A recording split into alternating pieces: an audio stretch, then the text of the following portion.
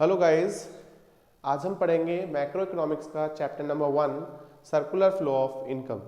Basically ये chapter पूरा circular flow पर ही बेस्ड है कि किस तरीके से हमारी इनकम जो है पूरी इकोनॉमी के अंदर वो किस तरीके से सर्कुलेटेड होती है और कैसे एक इकोनॉमी के अंदर एक्सपेंडिचर फेज, आपका disposition phase and generation phase occur होता है, किस तरीके से इनकम जनरेट की जाती है, उसके बाद उसको डिस्ट्रीब्यूट किया जाता है एंड देन फाइनली हम उसको कंजप्शन एक्सपेंडिचर के थ्रू सर्कुलेटेड वे में वहीं पर इनकम पहुंच जाती है।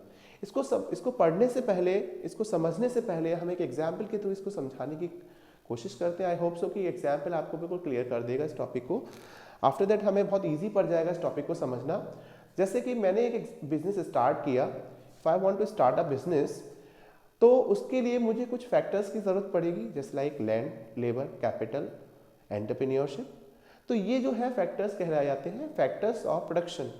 अब फैक्टर्स ऑफ प्रोडक्शन की वजह से हम किसी बिजनेस को स्टार्ट कर रहे हैं, उनकी मदद से, तो हम उनकी मदद से हम कुछ गुड्स एंड सर्विसेज प्रोड्यूस करेंगे।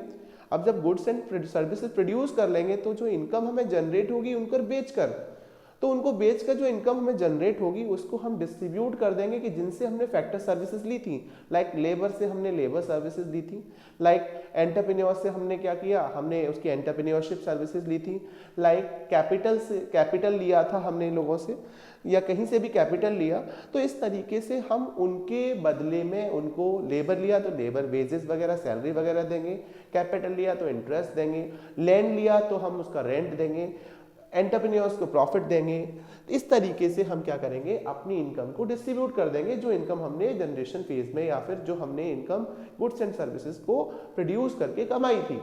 आफ्टर दैट जब हम उनके इनकम को डिस्ट्रीब्यूट कर देंगे तो वो लोग, जिन लोगों को हमने क्या किया, जिन लोगों को हमने इनकम डिस्ट्रीब्यूट की, उस इनकम को वो क्या करेंगे, उस इनकम को वो खर्च करेंगे अपने ऊपर, अपने लिए गुड्स लाएंगे, सर्विसेज लाएंगे। उसको एक्सपेंडिचर को हम क्या बोल देते हैं, उस एक्सपेंडिचर को बोलते हैं कंजप्शन एक्सपेंडिचर। और वो पैसा कहाँ जाता है, जिन कंपनीज का गुड्स उन्होंने परचेस किया होगा या सर्विसेज यूज की होगी वहां पर पहुंच जाएगा। तो एक तरीके से पैसा लौट कर जनरेट हुआ, जहां कहां से जनरेट हुआ, प्रोडक्शन सेक्टर से जनरेट हुआ, डिस्ट्रीब्यूट कहां हुआ, उन फैक्टर सर्विसेज के अमंग, एंड आफ्टर दैट वो पैसा हाउस होल्ड ने क्या किया, हाउस होल्ड ने उस पैसे को, हाउस होल्ड क्यों हुआ, क्योंकि वो पैसा जो हमने डिस्ट्रीब्यूट किया होगा वो कोई ना कोई हाउस होल्ड होंगे। जैसे लेबर है वो हाउस होल्ड है, एंटरप्रेन्योर है इटसेल्फ एक हाउस होल्ड होगा। ठीक है, तो इस तरीके से हमने क्या किया, हाउस होल्ड के जो पैसा उन्होंने खर्च किया वो पैसा लौटकर फिर प्रोडक्शन हाउसेस के पास या प्रोडक्शन फर्म्स के पास वहां पहुंच गया। तो इस तरीके से एक जो इनकम है वो इनकम जनरेट होकर डिस्ट्रीब्यूट होकर कंजप्शन एक्सपेंडिचर के थ्रू लौटकर वापस वहीं पहुंच गई जहां से वो जनरेट हुई थी। तो इस तरीके से हम इस पर्टिकुलर पूरे टॉपिक को यहाँ समझेंगे और सेम वही कॉन्सेप्ट यहाँ पर हम अप्लाई करेंगे जिस तरीके से हमने एग्जाम्पल्स यहाँ पर यूज किया है। अब देखिए, अगर डेफिनेशन के थ्रू बात करें हम, तो circular flow of income refers to the cycle of generation. हमने क्या बताया था, इट इज अ साइकिल। एक साइकिल है कि इनकम जहां से जनरेट हुई लौटकर वहीं पर आ गई। तो कहां से, cycle of what, generation of income. कहां पर, प्रोडक्शन फेज में या प्रोडक्शन प्रोसेस में वो क्या हुआ, इनकम जनरेट हुई, और इनकम जनरेट होने के बाद उसका distribution among the factors of production, whatever the factor services we have taken from the household, जिससे भी हमने फैक्टर सर्विसेज ली, हम उनका फैक्टर पेमेंट करेंगे। और वो फैक्टर पेमेंट क्या है, distribution of income among the factors of production. And finally जो हाउस होल्ड होंगे वो लोग क्या करेंगे, सर्कुलेट करेंगे उस इनकम को, कहां पर, in the form of consumption expenditure. उस कंजप्शन एक्सपेंडिचर पे वो इस इनकम को फिर से वहीं पहुंचा देंगे जहां से इनकम जनरेट हुई थी। कहां पर, गुड्स एंड सर्विसेज पे कंजप्शन एक्सपेंडिचर किया, किसने प्रोड्यूस किया, बाय देम, दैट मींस जो प्रोडक्शन हाउसेस थे, प्रोडक्शन प्रोसेस के थ्रू जो इनकम जनरेट हुई थी, प्रोडक्शन फर्म्स ने जो पैसा जनरेट किया था वहीं पर पैसा बाद में पहुंच गया। तो इस तरीके से पूरी इकोनॉमी के अंदर क्या होता है, पूरी इकोनॉमी के अंदर यही होता है कि प्रोडक्शन फर्म्स क्या कर रही होती हैं, इनकम को जनरेट कर रही होती हैं, देन उसके बाद उसका डिस्ट्रीब्यूशन कर रही होती हैं, देन पैसा लौट कर by the way of consumption expenditure फिर से वहीं पर आ जाता है जहां से ये इनकम जनरेट हुई। अब देखिए इसके फेजेस में वही चीज लिखा हुआ है, जनरेशन फेज। ये फेजेस की बात करते हैं। जनरेशन फेज का मतलब होता है generation of income. Generation of income का मतलब है कि इनकम को हमने जनरेट किया किसमें, प्रोडक्शन फेज में या प्रोडक्शन प्रोसेस के थ्रू।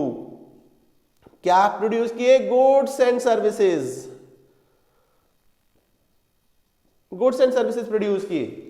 अब उन गुड्स एंड सर्विसेज को बेचा, बेचने पर जो इनकम हमें जनरेट हुई उस इनकम को हमने कहां किया, डिस्ट्रीब्यूट में, डिस्ट्रीब्यूशन फेज में। डिस्ट्रीब्यूशन फेज का मतलब क्या है कि हमने फैक्टर ऑफ सर्विसेज में जो हमने वहां से रेंडर कराई थी उन लोगों से, हमने उनको डिस्ट्रीब्यूट कर दिया। ठीक है, तो इसको और क्या कह देते हैं, इसको और कह देते हैं इनकम फेज। उसके अलावा अब जब वो इनकम फेज के थ्रू डिस्ट्रीब्यूटेड हो गया पैसा, तो जो लोगों के पास पैसा पहुंच गया, लोग उसको क्या करेंगे, डिस्पोज ऑफ करेंगे, मतलब अपने लिए उसको खर्च करेंगे, अपनी इनकम का डिस्पोजल करेंगे। तो जब डिस्पोजल करेंगे तो उस फेज को हमने क्या किया, डिस्पोजिशन फेज कह दिया। यहां पर हम क्या कर रहे हैं कि वो कंजप्शन एक्सपेंडिचर कर रहे हैं, कौन लोग, हाउस होल्ड।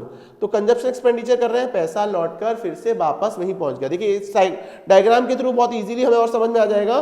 प्रोडक्शन फेज में जनरेशन ऑफ इनकम हुआ, आफ्टर दैट इनकम फेज में डिस्ट्रीब्यूशन ऑफ इनकम हुआ, और उसके बाद पैसा कहां, एक्सपेंडिचर फेज में या डिस्पोजिशन ऑफ इनकम हुआ, वहां पर हाउस होल्ड ने एक्सपेंडिचर किया on consumption of the goods, and finally goods जो पैसा जो है, मनी जो है, वो कहां पहुंच गया, प्रोडक्शन फेज में पहुंच गया। तो इस तरीके से किसी इकोनॉमी के अंदर सर्कुलेटेड वे में इनकम का फ्लो होता है और ये ऐसा ही चलता रहता है। ठीक है, तो आज अभी हमने ये टॉपिक समझा, अभी हम स्टॉक एंड फ्लो समझेंगे next topic. I hope so कि ये टॉपिक आपको ये समझ में आया होगा।